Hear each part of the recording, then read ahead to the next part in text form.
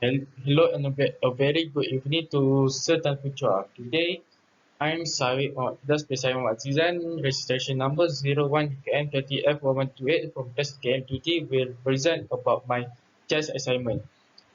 Uh, First of all, I will start with the history of the chess. The history of the chess can be traced back nearly 1050 years or so. The earliest origins are uncertain. The earliest predecessor of the game probably originated in India by the 7th century. From India, the game spread to Persia. When the Arabs conquered Persia, chess was taken up by the Muslim world and subsequently spread to southern Europe. In Europe, chess evolved into roughly its current form in the 15th century. Romantic chess was the predominant chess playing style from the late 18th century to the 1880s. Chess games of the period emphasized more on quick, tactical maneuver rather than long-term strategic planning. The Romantic era of play was followed by scientific, hypermodern, and new Dynamism era. In the second half of the 19th century, modern chess tournament play began, and the first official World Chess Championship was held in 1886.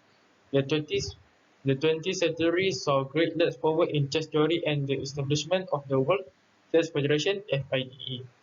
In 1997, a competitor first beat the chess world champion in the famous Deep Blue versus Grey Kasparov match, ushering in an era of computer domination. Since then, computer analysis which originated in the 1970s with with the first programmed chess game on the market, which has contributed to much of the development in chess theory and has become an important part of preparation in professional human chess. Later development in 21st century made the use of computer analysis far surpassing the ability of any human accessible to the public. Online gaming, which first appeared in the mid-1990s, also became popular in 21st century. After that, I will present the piece of chess and its name.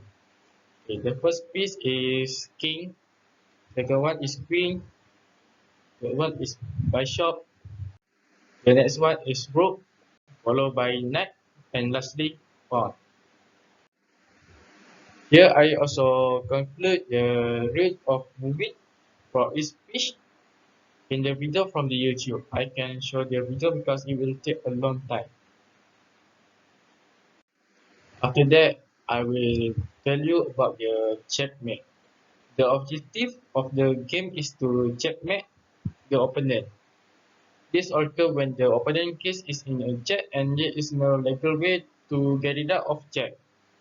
It is never legal for player to make a move that puts or the opponent's king in check, but this is not required by the rules of chess and it's not usually done in tournament.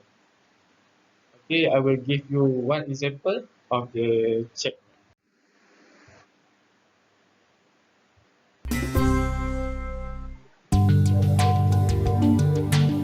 Hi, this is David Sullivan for Chess NYC. Some people think chess games are long, slow, and boring, but they can actually be very quick. Here is an example of a three-move game of chess.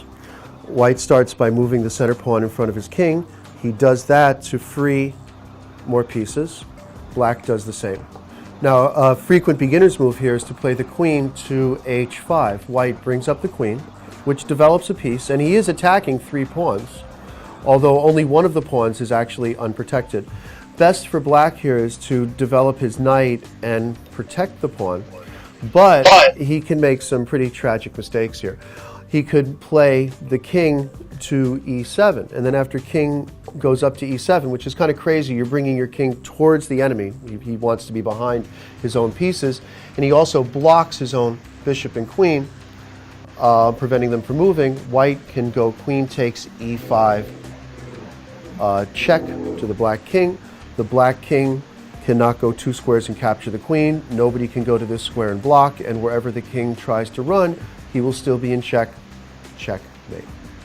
So, three moves. Game over. Try not to let it happen to you.